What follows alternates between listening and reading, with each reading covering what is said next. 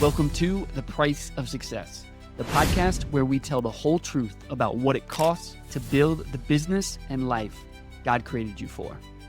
We're here to remind you that conditions are never perfect. Success always comes with a price, and you're not the only one paying it. Let's get started.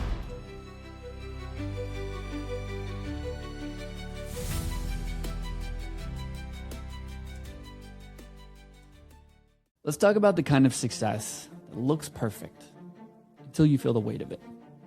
JT Harp spent 30 years in the corporate world. He rose all the way up. He had the title, he had the status, he had the stability, he had it all. One day, he walked away. Not because he failed, but because he didn't want to wake up later with one thing haunting him: regret. In this episode, JT describes leaving certainty for the unknown.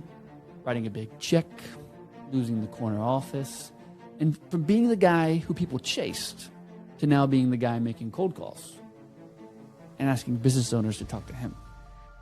This is a story about identity, about family, about fear, and why the safe choice sometimes costs you more than the risky one does. So, if you have ever wondered if you're meant to pivot, this episode is for you. Mr. JT Harp, welcome to The Price of Success, sir. Yeah, thank you so much, Chris. Looking forward to it. Yeah, man. Gosh, so me and you had a conversation prior to this, JT, and as I was looking at your LinkedIn, like trying to prepare for this episode, it's unreal, man. You look at your experience and you're like, okay, it would appear based on this guy's work experience, he worked retail for Kroger, worked his way all the way up to a vice president. That's amazing. There's got to be a story there. And then he leaves Kroger, becomes a COO of another company in a similar industry, and then he just jumps into entrepreneurship, right? Like, just look, clean upward progression, no big deal, right? So for those of us who may have seen that and now realize that you are an entrepreneur, you are now totally on your own, what would you say people misunderstand about your story and the progression? Yeah, well, on the surface, to your point, it seems like a sort of the proverbial hockey stick, right? Straight up at a 45-degree angle. And, the devil's always in the details. And it's been a journey, that's for sure. And I would like to think that's a journey that a lot of us are on currently. And there's bumps in the road, there's crevices, there's cracks, there's potholes on the road of life, and I've certainly had my share of those. That being said, to your point, if you look back on it, as I have on my own personal, corporate career life journey, super proud of it. Very little I would change. Learned a lot. But yeah, along the way, there's been some obstacles and opportunities that I'm proud to say, for the most part, I've overcome and have grown from all of that. And it's gotten me to where I am today. So. Excellent, man. Well, we're definitely gonna highlight some of those things. I think some selfish questions for me and those that might be listening or watching would be that, okay, so there's kind of two paths in terms of entrepreneurship. There's those guys that just jump out and, dare I say, a bit reckless. They're entrepreneurs from the start. They never even taste the corporate world or any organized business. But you're the other guy. You're the guy that was incredibly consistent all of these years. 30 years at the same company is a long time, man. And so take me back even before Kroger, though, JT. I would love to know just where did you get this level of consistency? Who or what shaped that in you? Yeah, so I'll start with my parents and really my grandparents and my family lineage. I'm from a family of farmers, agriculturalists.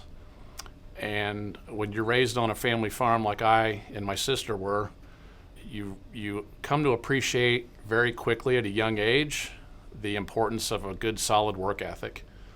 You put that into practice at a young age, and certainly you see that through your parents and your grandparents growing up. And so super proud and happy to have been lucky enough to have been born into those types of opportunities where at a very young age I was able to observe and realize what it takes to be successful. up at dawn, down at dusk, and sometimes after. 12, 14-hour days, a lot of things dependent on the weather and market factors you can't control, but yet you still have to persevere and move on. So my parents and my grandparents on both sides were really good role models on that front.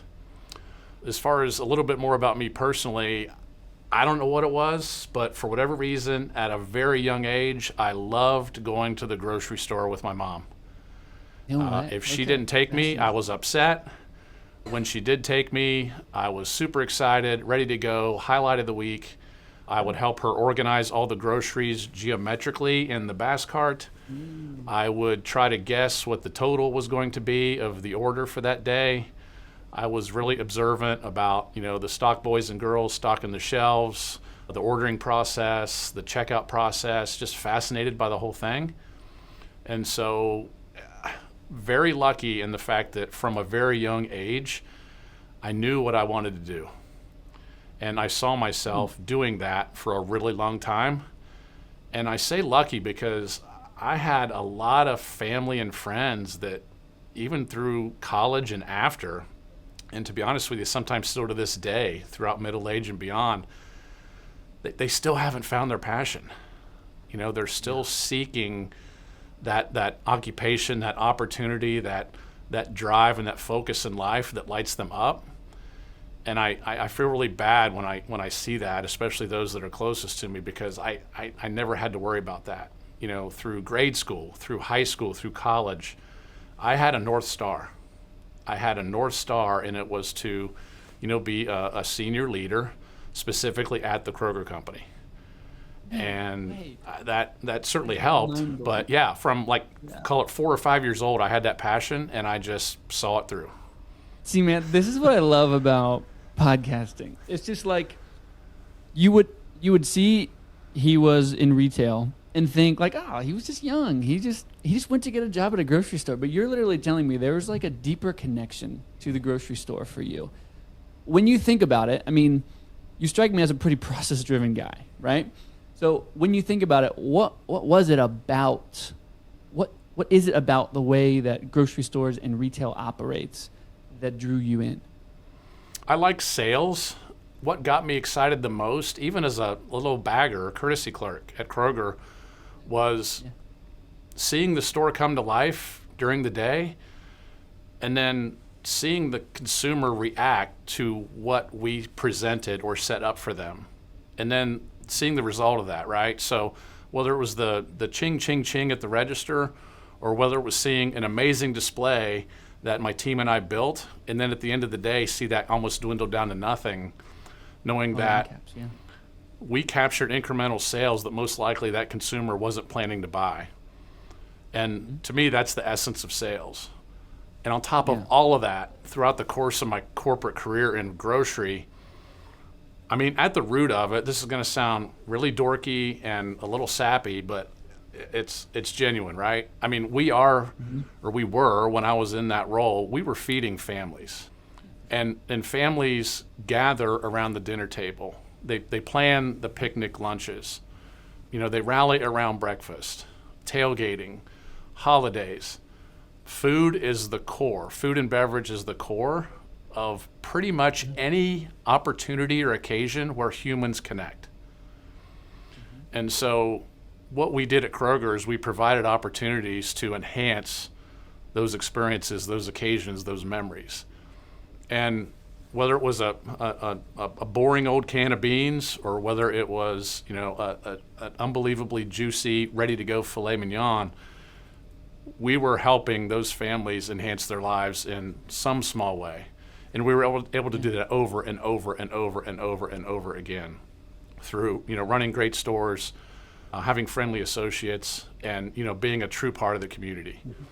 And in those ways, yes, it's sort of in me to some degree, but I found purpose and passion through all of those things I just described. And again, I'm a grocery dork, and that's perhaps why I found so much success over the years, is because it never felt like work to me. I loved getting up out of bed, jumped out of bed, leapt at the next opportunity, and ran really hard and was really good at it for a really long time. And it was a passion of mine. Yeah. That's really interesting, obviously, with your parents, your grandparents in agriculture. So, I mean, you've been in food your entire life, That's right? And yeah, dude, that's so wild. Yeah. Okay. And so, so take me from you are so passionate about this.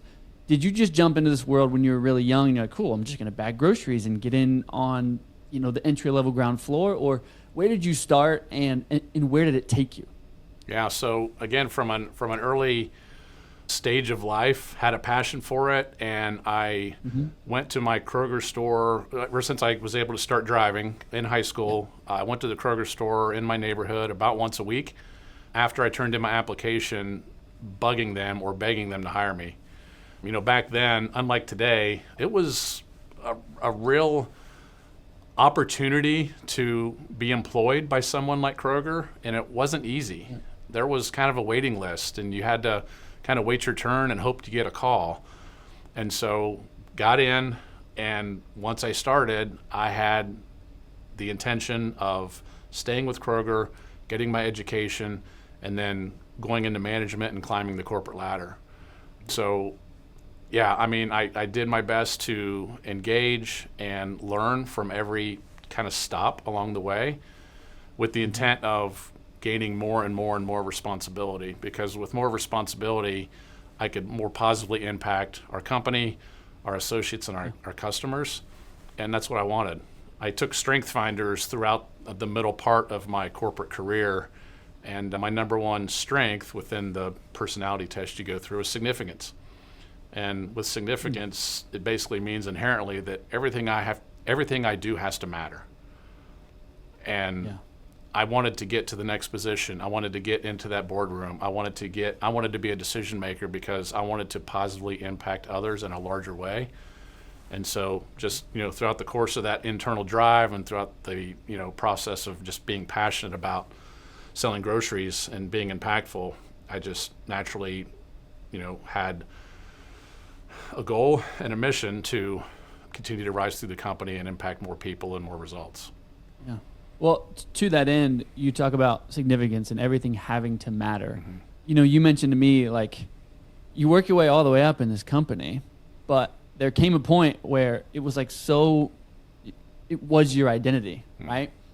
But when it comes to doing all these things that matter, leaning into significance, what would you say were some of the major disciplines in your time there that allowed you to just jump from one thing to the next, to the next, to the next? Like personal disciplines that really shaped how success was repeatable.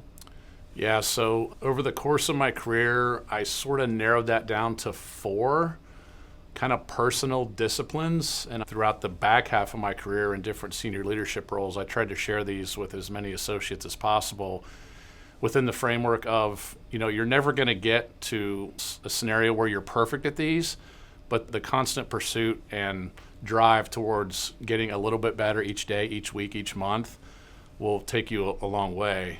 And as you rise throughout any corporate career, there's a lot more demands and a lot more pressure, and your time gets squished. And so these 4 things to me enabled me to continue to succeed regardless of the situation or demands on me and or my team. The first one certainly would be time management. If you don't have really good personal time management skills, you really have no chance, because there's just so many things coming at you, so many balls you have to continue to juggle. You're just not going to be as successful as you could or should be. The second would be personal organization. Always had good systems and processes in place, whether that was through my email, my digital files, my paper files, systems, finding balance between corporate and home life, if you will, just keeping everything together. Being really rigid on personal organization really helped me a lot. The third one would be just communication, whether that's the verbal communication, the written communication, or just quite simply, body language, facial expressions. If you're in a leadership role, those things matter. You can't scale yourself and exponentially be more productive if you're not able to clearly communicate expectations, clearly communicate feedback, and so on and so forth. And so just the overall communication disciplines that I was able to continue to hone over the years really took me a long way. the devil is in the details, and a lot of executives tend to kind of gloss over the details, and they may miss some things and or perhaps over rely on their team to pick those little details up. I tried not to lead that way. I tried to do my best to get into the details and communicate where those little wins or losses might be, and then ask my team to identify those appropriately. So yeah, those 4 disciplines to your question have enabled me to be as successful as I can be over the last several years for sure. Now, would you say that those 4 disciplines were the major things that, helped the organization trust you with more, or there was something more aligned to your value systems and the ways that you operated outside of that? Here's why I'm asking that question, JT. It's like those things you said, not rocket science, but incredibly hard to stay consistent with, right? And so since I do not understand corporate culture at all, this is a very selfish question. It's like, is it all just a matter of like doing the thing you're supposed to do over and over again in a repeatable way? Or does it really come down to the standards you're willing to, or the standards you set and you're willing to, and you're unwilling, to falter on them, if you will? Yeah, just like a lot of these types of questions, it's a mix of both, right? Yeah. When you're working with a large or for a large corporation, like Kroger or Bimart or whatever, there is a level of operational scalability and repeatability that you need to execute against, certainly, or you're just not going to be successful. But yeah, from a value standpoint, my value hierarchy for pretty much all of my corporate career was completely and totally aligned with the company's. And at Kroger, and I'd like to think through my leadership and through others, yes, you have to execute and get results, but if you don't do that right through people, you're not going to be as successful as you could be or should be. And those 2 things really have to align. You have to have the discipline, the skill sets, the operational fortitude to scale and repeat, to your point, but you got to do that through people. And if you attack such opportunities robotically and without people at the forefront, then you're probably not going to be successful, certainly not in the Kroger corporate culture. And so, again, a big part of why I'd like to think I was successful is because I was able to do both at a high level for a really long time. And then, again, when you back that up through all the passion I had for the business, again, for most of those 30 years, I felt like I didn't work a minute in my life. I so enjoyed it. What about the pivot from corporate to the next stage? I'm curious, though, what did the corporate environment reward, and what did it also suck away? Yeah, I think as you get older, or as we all get older, at least for me, my priorities changed. And so as I mentioned earlier in our conversation, I had this really bright, glowing North Star from a corporate / career standpoint that was, senior leadership position at the Kroger company. And while that star never went away, I very quickly, as I grew older, got married, had children, I started to have this other big glowing North Star in the sky as well, and that was the priority of family and the priority of, time with my loved ones, right? And so in the spirit of this conversation around, the price of success, there's always a price, there's always a cost. And within most companies, even entrepreneurship, which we'll get into shortly, I'm sure, it takes a lot of you. Time, energy, mental capacity, true sacrifice to get the results and inspire others in a way that moves the company and business forward. And I started with Kroger when I was 16 years old. I got married, we'll call it 9 or 10 years later, something like that. And then another 4 or 5 years after that, started having children. And, when the children are young, you're in one phase, and then they get a little older, you're in the next phase, and so on and so forth. And in parallel to my kids getting older, I was also earning more and more responsibility in my corporate role, which at some point was too often taking me away from my growing family. Travel, late meetings, overnights, and just a lot more, we'll call it mental and emotional stress on, driving results and moving the business forward. In the meantime, I wanted to coach my kids. I wanted to be home as many nights as I could for dinner. They wanted me to spend time with them on the weekends and in the evenings. And, Chris, that's a time of life, and those are moments that if you don't capture them then, you're not going to get them back. And there were too many times for me that, I felt I was missing. And the scale for a lot of my Kroger career, we'll just call it corporate career, was, whatever I was putting into Kroger, I was getting back and then some. It was an unbelievable kind of match made in heaven type of thing for a lot of reasons that we've, some of which we've already discussed. But as my kids got older, the demands of the job got more intense and the demands at home got more intense. That scale started to flip a little bit to where as much as I was putting into Kroger, I was sacrificing too much on the other side of the scale, at least in my mind and in my heart. Right? And so at some point within my corporate career, for me, it started to not quite be worth it anymore. And when you have those two, I hate to say competing because they're complementary, right? But when you have those two North Stars in the sky and there's only so much of you, to give, you got to make choices, right? And it started, while I was still all in and putting every bit of me into my corporate role in the company and my associates and our clients and our results, it was starting to tear at me a little bit because I felt like I wasn't able to give as much as I should be giving at home, whether that was time, attention, whatever. So that's when things started to shift for me a bit. Not that I wasn't any less passionate, not that I wasn't any less talented or good at it, but I started to, there was another star in the sky that was going perhaps a little brighter than the other one for the first time in several decades for me. So to answer your question, that's kind of what started the tipping point, if you will, for me on those focus areas. For sure. And it's admirable, right? To take your North Star from, okay, cool, I want to reach these high level positions, and then change it to like, oh, wow, what's really important in life? And so give me some context around this. As this started to feel heavy, as you started to feel like, oh, man, time is whizzing by, my kids are getting older, about how old were they? What season were you in? Because there are several seasons here. Yeah, so my oldest would have been in middle school. My second oldest, 18 months behind him. And then the twins, I've got 4 boys. The twins would have been in elementary school. So active into sports, active into extracurriculars, doing well at school. Yeah, just all the things, right? That was about the season of life when I started, questioning my role in their lives, my role at corporate, and my identity, to your point earlier.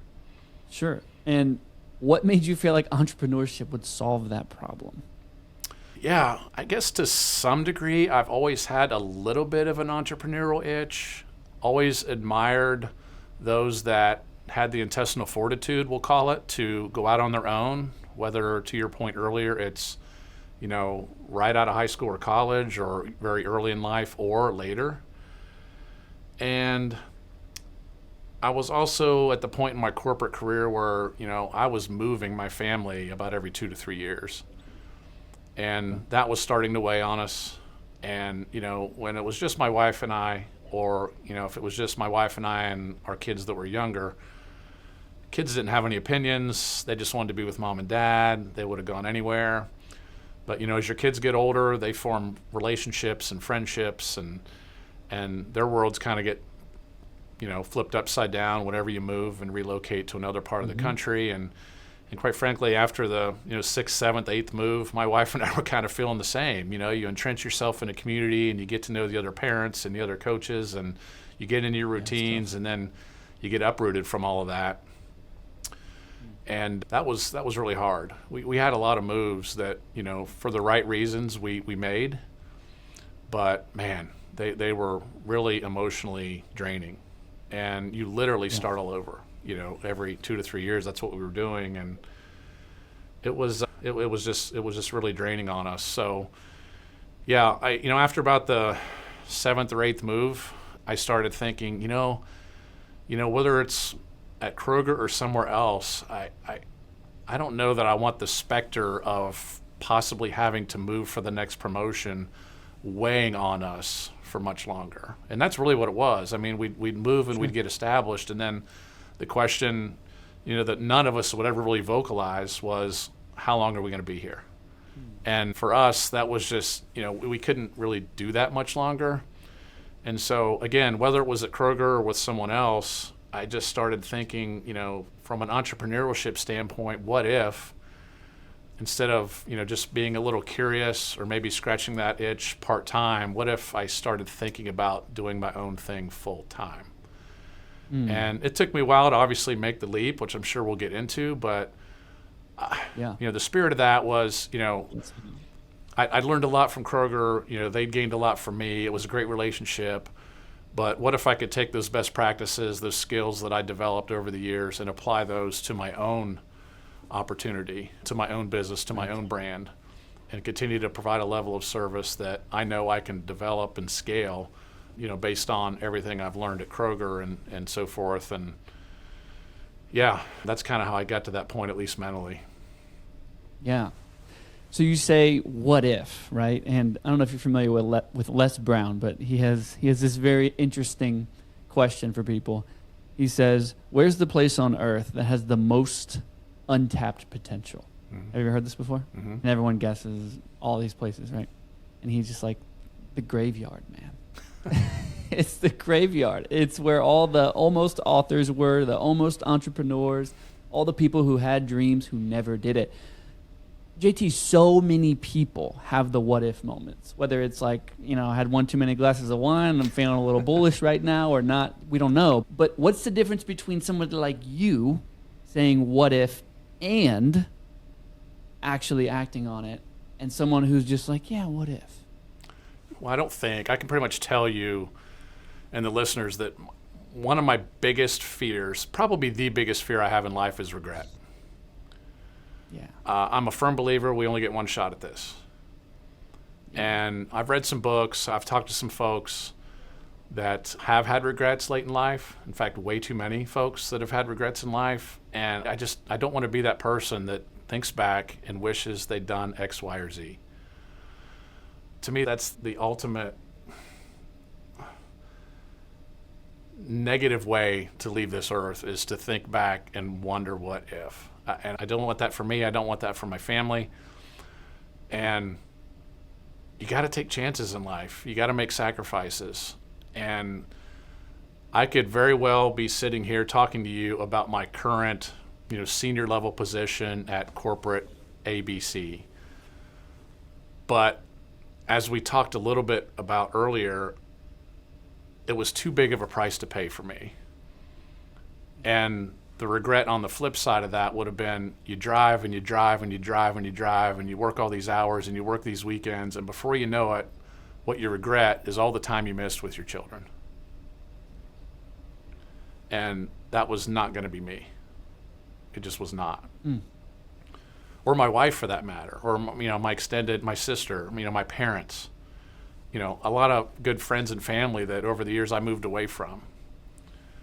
I didn't want that regret. It just was not worth it. The price was too much.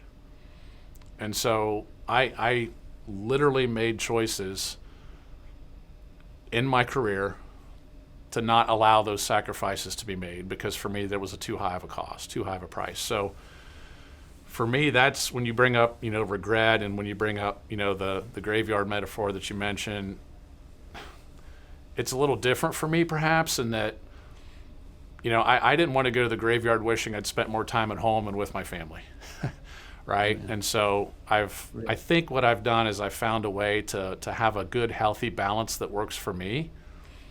Still driven, still goal and career oriented. For all of these reasons, still trying to set the example for my boys without paying too high of a cost on the human side of things. Because in my opinion and in my heart, that at the end of the day, that's what really matters. You can go too far the other way as well and kind of be the starving artist type. That's not me. That's not how I'm wired. So I've rigidly throughout the entire part of my adult life, tried to find a nice, healthy balance. And again, as we discussed, for a long while, even though I was grinding in my corporate career, I was able to find that, again, until the scale started tipping, and then I knew it was time, and I had the self-awareness to, fortunately, know when it was time to move on to other things. So hopefully that answers your question. Very much so. Yeah. It absolutely does. Now, most people would head to the next season, but I want to camp out here for a hot second because there's something very important about what you just said. You said there's the starving artist type, and then there's you, right? You're very calculated, seem very responsible, like, okay, here's the formula. And so when you have that what if moment and you're like, cool, I think I'm going to do this. I have a few questions here that I want to parse out. Is number one, it's like, was it like, okay, babe, we're going to do this and we're 3 years out and now we just have to like cut back our spending, or I need to get another promotion. How fast was this and how did you even know what you were going to do? So again, multiple ways to answer that. At the highest level, it was very slow. Okay. Again, corporate career at Kroger specifically was one of my North Stars. I'd planned on retiring at Kroger, really never saw myself going anywhere else. COVID hit. Grocery, you couldn't get toilet paper on the shelf, trying to keep everybody safe, working long hours. I was up for another move or another promotion, if you will, to another part of the country. Made that move during the pandemic. That was really hard on the family and really hard on me personally. But we made that move. It was overall a pretty good move. Loved the area of the country we moved from and to. So that was good, but there was a lot of things going on. Life events, COVID, pandemic, kids moving from one school to the other, making new friends. There was just a lot going on. And so during that time, again, middle school to elementary school were where my kids were, I started thinking about possibly a life outside of Kroger for the first time in almost 30 years. That was really hard. And throughout my Kroger career, I had recruiters calling me fairly often. And I would never take their calls, but I started to listen. Because, for a lot of the reasons we've already discussed, I just felt that maybe I'm not too much longer for this type of work/life environment, right? Okay, so real fast, just so you're aware, right? I'm asking these questions because these are the mental battles, right, that people would be going through. Mm-hmm. When we finally jump to entrepreneurship, we'll be able to expand all this stuff. But JT, this is the stuff that, like, I believe this is where the rapport is built with the people listening, the people who could be interested in selling their business, who want somebody who just gets it, right? Mm-hmm. Who makes good decisions, but also gets it and realizes like the deeper things in life. Those are the things I'm trying to parse out. Cool? Love it. Love it. Okay. Has this been good and helpful so far? Yeah, hopefully the same for you. Oh, really, really good, man. You're communicating your story beautifully. Okay, good. Thank you. A million times better from the nosedive we took in the beginning with the tech issues. So okay, cool. So you started going into the Buy Mart story. Yeah. Right?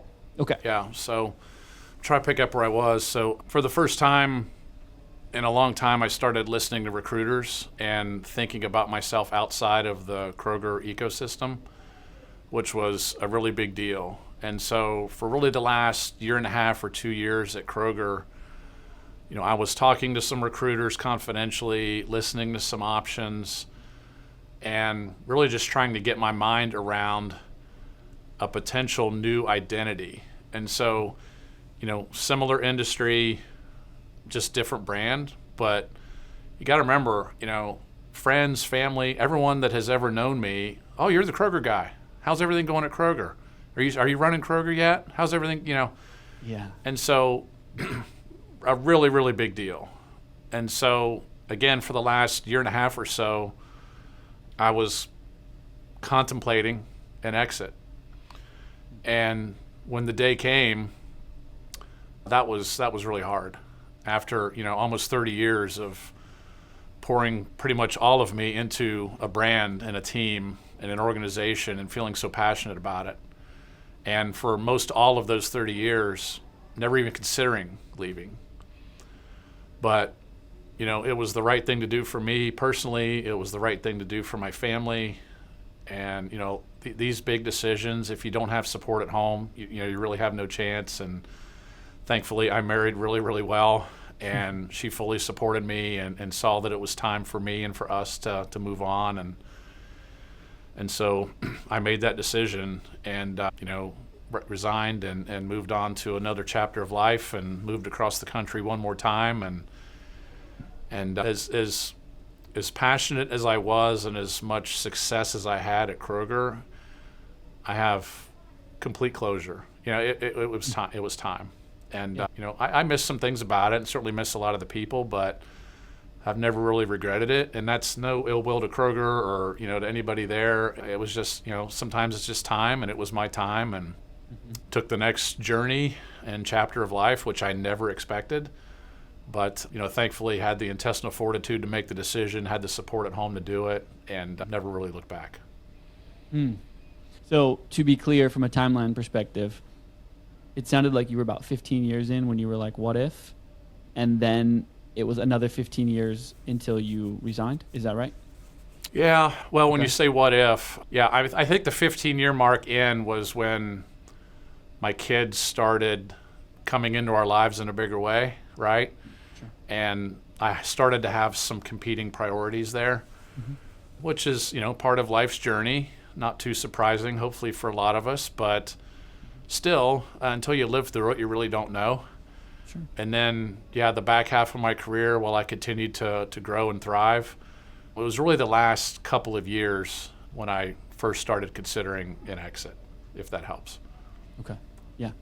Yeah. And then what was next after that? So you leave Kroger. Did you jump straight into the entrepreneurial world where you're like, cool, what am I going to do? Who am I networking with? I mean, walk me through how you got to where you're at. Yeah, so my wife and I, while I was at Kroger, scratched, again, a little bit of an entrepreneurial itch by opening up a couple of small businesses in Columbus, Ohio for a couple of years. Excellent. And again, we thought we'd give it a shot, and we found a general manager to kind of help us run things, and it went okay. We learned a lot. But then, the pandemic hit, and we were not in Columbus. We were, in another state, and the pandemic changed a lot of things for a lot of different businesses and industries. And when the pandemic hit, it just proved too hard to continue. So we decided to peel those off and, maybe try something else at another time. And so that's how I got a little bit of exposure to business ownership and a lot of exposure to, running a business remotely and then ultimately selling a business. And like I said, learned a lot. Didn't really make any money, but we learned a lot. And so left Kroger shortly thereafter, joined another retailer in another part of the country, and thought we'd give that a go. And it went okay. Good company, good culture, good people. But for a lot of reasons, it just wasn't a really good fit. And so, again, as I mentioned earlier in our conversation, I'd already moved my family a lot. Yeah. My parents are here in the southern Ohio area. My sister's in Ohio. A lot of close family and friends are in Ohio. And I just ideally wanted to root my family somewhere where we didn't have to move again. Right. And if I could do that and live close to extended family so that my kids could grow up and get to know, my parents, my wife's parents, and, be close to grandma and grandpa, then that would be, utopia for us and for me. And so that's really what I was searching for. So, left Kroger, joined the other organization. Really wasn't an opportunity within that organization to get back to the Midwest. Wasn't a really good fit for a lot of reasons, as I mentioned. So started talking to some recruiters again with the intent of getting back home, if you will. And so had some opportunities in other parts of the country. Just really didn't want to start over again. Really didn't want to move my family again for, maybe a good fit, maybe not a good fit. Right. And so that's when I started thinking about entrepreneurship full time. As I mentioned, we started up and sold businesses in Columbus, and I got exposed to the business brokering industry within that process. And so I actually got to know Transworld through that process. And so Transworld's the world's largest business brokerage firm. We've been in business for over 45 years. They started scaling via franchising, a loose franchising model back in 2010. Okay. And so now we have over 300 offices in almost 30 countries. And so I reached out to the Transworld Ownership Group in Oregon, had some coffee, and I said, look, I'm thinking about exiting corporate full time, got some other opportunities, but really not super passionate about those. What can you tell me about helping me find a good business to buy? And so, one thing led to another. They said, yeah, we can help you find, a lot of good small business opportunities either here or, anywhere in the Midwest or wherever you'd like to go. Or, Transworld's looking for good people too. So I said, okay. And so got to know the leadership group at Transworld, really felt good about the culture and the leadership group within the organization. Got to know a handful of other owners within the Transworld network throughout the country. And it just so happened that Transworld had a big opportunity to open up an office right here in greater Cincinnati, northern Kentucky. So it just felt like, the stars were kind of aligning to go out on my own full time, get into something I think I would and could be super passionate about, similar to my passion within grocery retail. Sure. And it also roots our family back closer to home, closer to extended family. So talk about a tough decision, man. Take me there, because here's what started to happen. We started to enter some moments, like this identity of like, man, the grocery store thing was so important to me, and then just working your way up, staying incredibly consistent, focusing on these 4 pillars, and, respecting these standards. And you became the Kroger guy, right? And then you're like, okay, what if? And then you and your wife started buying and selling businesses, or you started running businesses in Columbus, right? Just to kind of get a taste of entrepreneurship. But I don't want to gloss over this, like then this, then that, then this, then that, right? Because we all know there's an internal price to success as well, right? There's this identity shift. There's this like, oh crap. I mean, like, especially when you, like your story, it's almost like you had status. I mean, was it status to obscurity for a season? Was it status to status and everything JT touches turns to gold? I mean, dude, take me to the moment where you're like, okay, like I've tried this corporate thing. I'm done with it. I'm COO for a short blip in Eugene, Oregon. We moved our family again. I'm so done. Moved back to Ohio. But now you have all these opportunities, right? You have people who are willing to give you, recruiters reaching out to you saying, hey, here's stability. Come and take it again, right? And then you have an opportunity like this, which, I mean, you say franchise, I think, cool, I got to pull money out and figure this. There's risks that are involved here. So walk me through that a bit. Oh, yeah, happy to. I'm proud of a lot of, what I've done and what we've accomplished as a family and what I've accomplished as a person, an individual, a leader, a father, a son, a husband. But you want to talk about tough. So, yeah, always had a sense of security, foundational stability. What does that mean? I knew who I was. I knew what I was good at. I had my North Stars in the sky, and I was on my way until I wasn't. And a lot of things changed in life. And what I've learned over the last handful of years is that you're not as in control of your life as you think you are. But the ability to find success and navigate through those waters is how you get to where you want to go, maybe even if it's not the path you thought you'd be on. And I had the golden handcuffs on, man.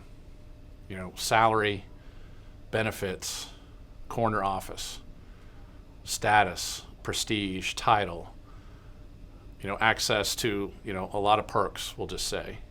Travel, the whole thing. Large house, schools. I earned it. I earned every penny. I earned every bit of it. And the transition from corporate to entrepreneurship,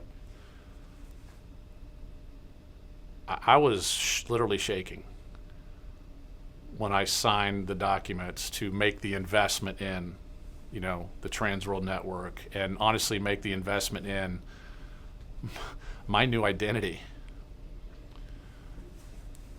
And I'm really proud of myself for that, because not everybody's got the intestinal fortitude to do that. But why do we do it? Well, because it's worth it. And we do it because at some point even if it's not the path you'd plan to be on, you take the different path because you believe in yourself. And you believe in, even though this wasn't my plan, I'm going to get this done no matter what. I've got this. And so I broke away from the golden handcuffs, wrote a pretty sizable check, was stripped of all of that long list of stuff that I just rambled off. My family was all the way on the other side of the country. I was literally shaking, leaving the house, kissed my wife, and I asked her, am I doing the right thing here? And as I said earlier, super supportive, amazing woman.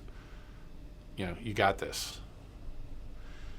Got on the plane, went to South Florida for training, flew right back here after a couple weeks of training to Cincinnati. And I went from corner office, title, all that stuff. People were begging me for my time. The script was completely flipped. And now I was basically a nobody, begging small business owners to talk to me. You want to talk about an identity shift. You want to talk about something very humbling. You want to talk about a situation where you got to swallow your pride, And the best way for me to handle, and I think most of us to handle that type of anxiety, is just to take action. Don't sit around and think about it and worry and stress. And, there's time for all of that, but there's going to be less time if you just get off your butt, get out there and take action. And so I was cold calling small business owners. I was looking up small business opportunities on Craigslist to see if they needed my help. I was networking at every networking event I could get to. My family was on the other side of the country. We were trying to sell a house out there. We were trying to find a house here. I was trying to find a house here in a great community and set them up for success in a great school system. We did all that in about 3 or 4 months, and with really no safety net. No salary, no benefits, no signing bonus, no relocation package, no office. True entrepreneurship, right? I mean, I was staying with my aunt and uncle in northern Cincinnati for a while. I was borrowing my parents' car off and on as I was in and out of town. I was literally bootstrapping this thing in my mid to late 40s during my prime earning years, and I left a lot, right? And so, yeah, I'm proud of it. And we're still building things. I'm really proud of where we've come in the last couple of years. We're helping people, which I'm sure we'll get into. But, Chris, I'm the happiest I've ever been. But to get there, it's a tremendous amount of sacrifice. And you got to launch yourself into the abyss of the unknown sometimes. And, I've got a lot of really good close friends that are, still in corporate, whether that's at Kroger or at, different CPG companies or whatever. And I just don't know that, I feel sorry for them sometimes because I don't know that everyone has the, intestinal fortitude to make those sacrifices and create or leap into an identity shift like I have. And I'm not saying I did everything perfect, but I am proud of, where I came from and who I am now, because there's very few folks that I think are willing to do that, especially in, the middle of their prime earning careers when you still got, 4 young boys at home and college on the way and, all these life responsibilities. That's a pretty big ask to, have somebody make that change. And, again, so far so good for me. It's fantastic, man. Thank you for sharing. Thank you for sharing those real moments, because, again, we could just go this, then that, then this, then that, but, that is entrepreneurship. Those are the real stories. The stakes are real. You know that, and I know that, and many that have come on this show know that. And so tell me, you write this sizable check to Trans World, your family's across the country. Like you said, you went from corner office to, where people are asking for your attention to where you're asking for their attention now, okay? Total paradigm shift, okay? What were the stakes, though? What if it didn't work? Well, stakes were high. Look, first and foremost, me and my ego aside, although that's part of it, me and my ego aside, I've got 5 other human beings and a golden doodle counting on me, right? Yeah, we've invested pretty well, and we had some savings, and we weren't going to be on the streets in the short to medium term if this didn't work out. But again, it's kind of like the magic of compound interest. You never want to interrupt that. And I felt like to a large degree that was the biggest risk, was interrupting the continued, as we discussed earlier, ascent on the chart of constant and consistent progression up the corporate ladder, so to speak. On top of that, I had to find a way to sit across from other small business owners and convince them that I was the man, or I was the guy for the job that could help them get to their next chapter of life, which I'm sure we'll talk about. And so I think what you'll find is a lot of skill sets are transferable, and I've applied a lot of what I learned over my corporate career to what I'm doing now. And on top of that, small business ownership experience, know what it's like to buy, own, and sell a business. I've been able to very quickly relate to my clients. And so that's been a really big help as well. But I didn't know that 2.5 years ago. I literally was reinventing myself on the fly. And so to your question, the risk is, what if it doesn't work? I don't know. You just move forward in life and you figure it out, right? You got to have that grit. You got to have that intestinal fortitude and that determination, and to some degree that level of confidence that, no matter what, I'm going to figure this out. And so, after 30 years of having that foundation, having that security, yeah, not easy. And there were a lot of nights and a lot of mornings and a lot of weekends and a lot of days where, did I do the right thing? Did I do the right thing? And, for me, Chris, if it was just me, no problem. I'll figure it out. I can reinvent myself. I'll move on. But again, I got 5 other lives, 5 other humans counting on me.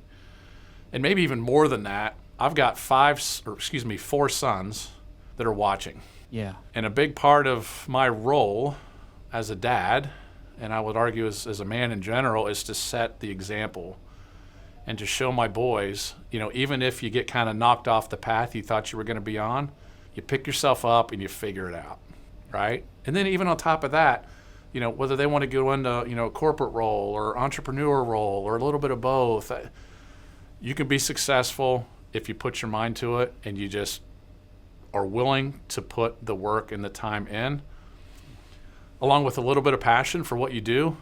You're going to be massively successful. So, yeah, the risk was high, but that's, you can't just sit back and wait for life to come at you. You got to go out and get it. Yeah. And, I've done a lot of kind of deep thinking and reflecting and just kind of figuring me out and life out over the last 4 to 5 years, we'll say. And one of the things I've kind of read through and learned and absorbed in my thoughts are, there's a reason the stories we gravitate to and the fairy tales we gravitate to have, heroes and villains. And, whether it's, Star Wars or the Avenger movies or, whether it's the prince or the king or whatever, you're never going to find anybody that's truly happy and successful sitting back and waiting for things to happen. You got to go out and fight dragons. Yeah. Well, why would you do that?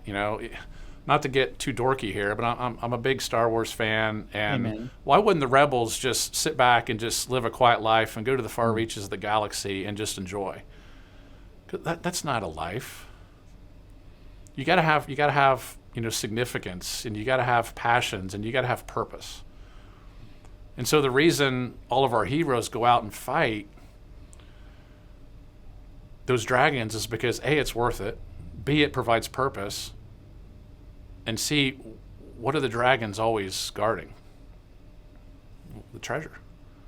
Yeah. There's always something on the other side of those challenges.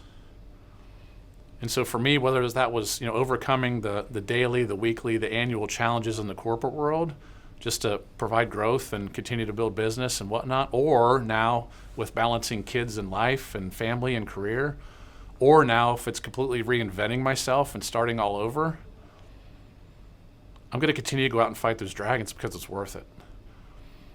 Because it's worth it because the treasure is there to be had. And the treasure isn't the gold and the money, it's purpose and the meaning of life, right? And so by going out and fighting dragons, I'd like to think in a bigger picture way, also showing my kids that, you're not just going to sit in your basement. You got to go out and experience life and meet people and get things done and to some degree fight dragons. Well, why? Well, because it's worth it.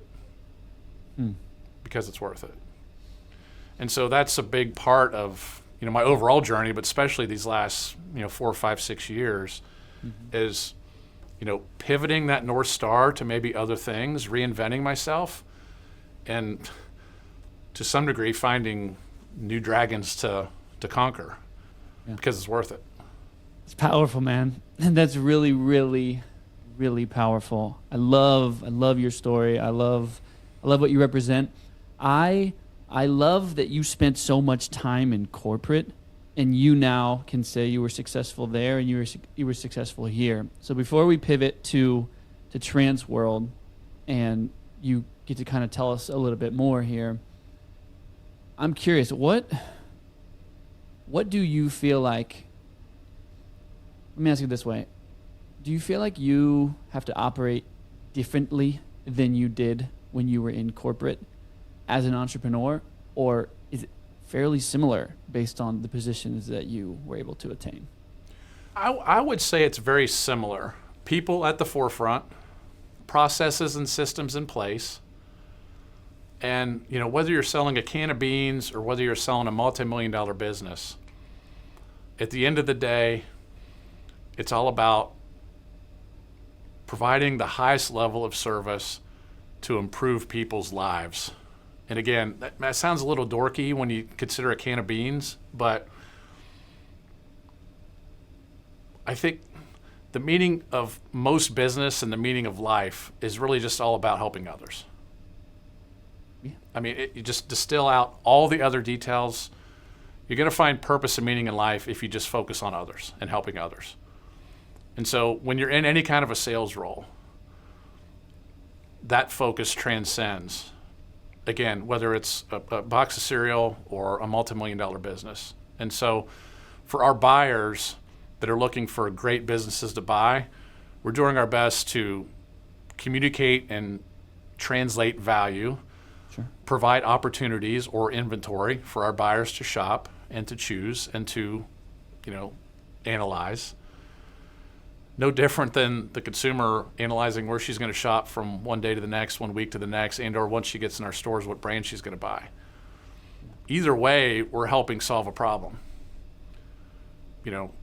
What she's going to serve, who she's going to serve, in what quantity she's going to serve, how much she's willing to pay, what the value proposition is, et cetera.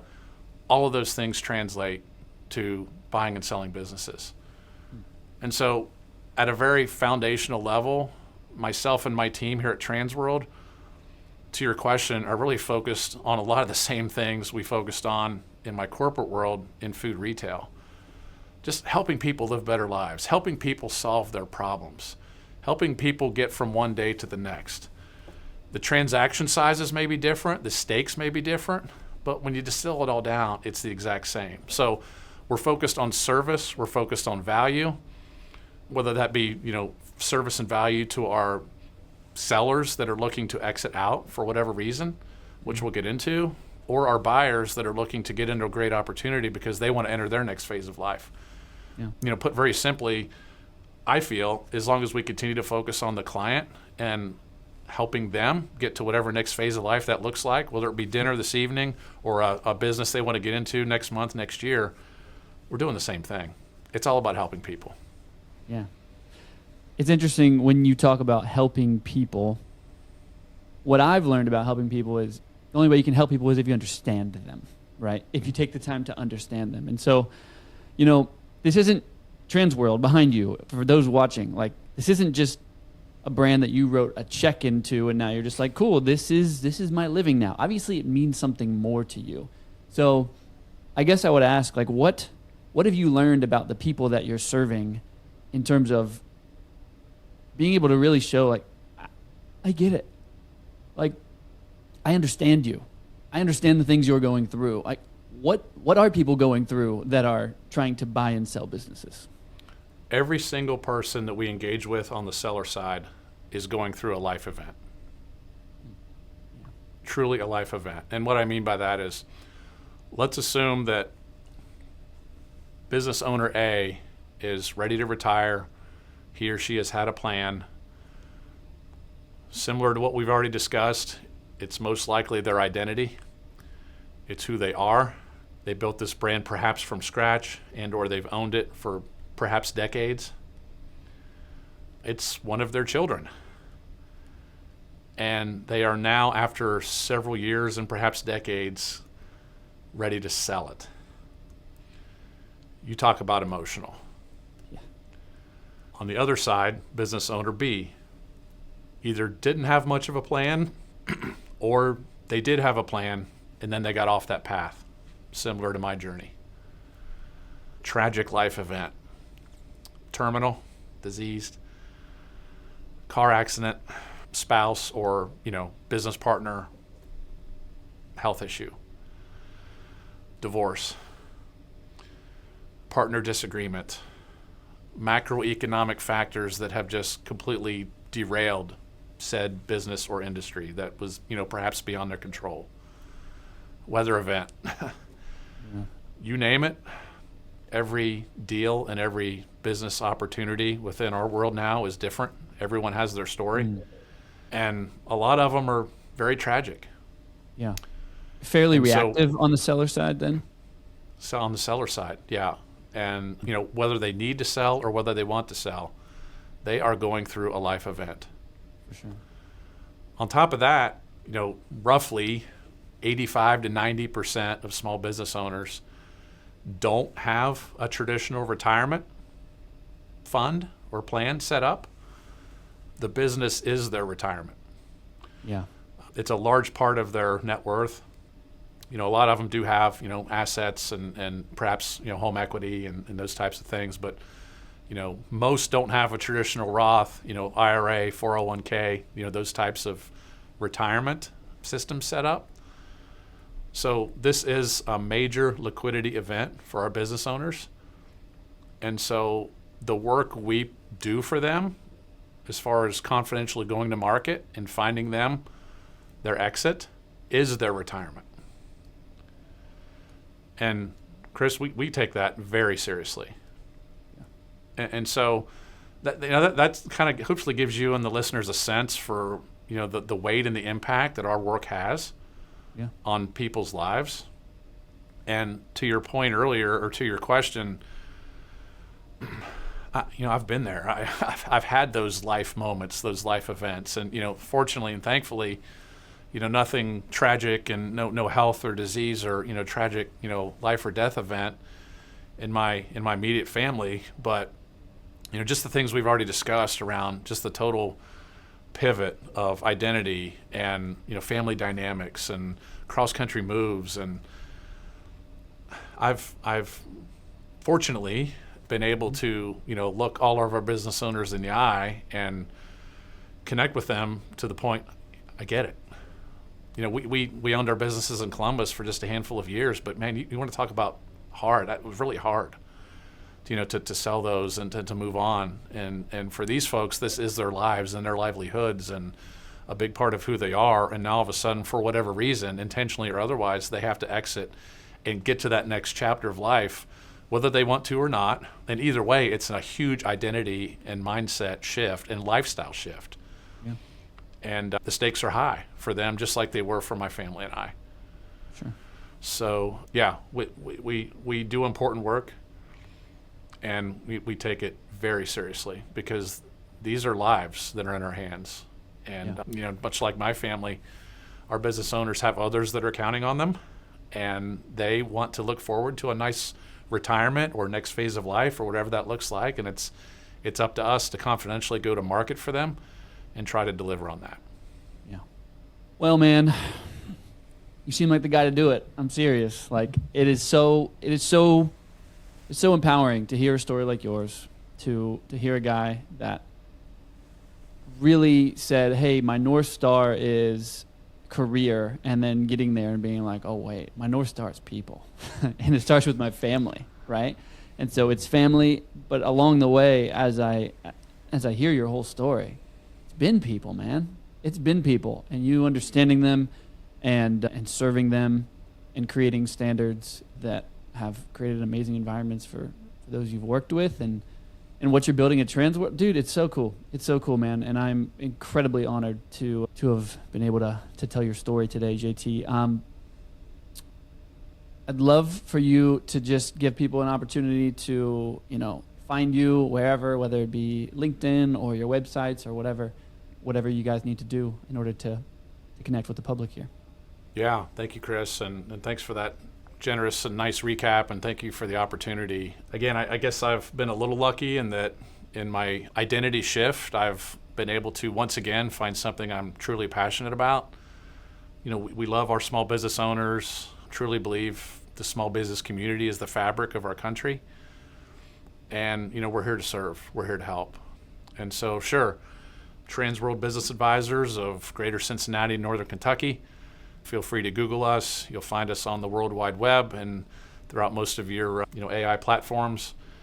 We are on social, Facebook, Instagram, LinkedIn, X, and the like. Reach out to us anytime at 513-725-7283. Feel free to call and give me some feedback on this or whatever else you'd like to know about what we do and what we have to offer. I've got 7 other great team members that are helping us help more people. And whether it's myself or any one of our other teammates, we'd be happy to chat with you. My direct email is jharp@tworld.com. And we're here to help. And Chris, I can't thank you enough for the opportunity to chat with you and your listeners today. And I'll just say that anybody that's out there that might be struggling with a big career change or a life change, perhaps specifically maybe in a corporate environment, and you're thinking that it might be time to get out. I'm not saying I did everything perfectly, but hopefully listening today and if you'd like, I'm happy to talk further about how I might be able to help, or maybe if it's just provide a listening ear. I'm here for anybody that wants to chat, because again, it's if you think it's the time's right for you and you want to shift your identity for the right reasons, I pretty much promise you put the time and effort in, it's going to be worth it. So thanks again for the opportunity. I appreciate you. JT, you are pros pro, sir. Thank you for coming on The Price of Success.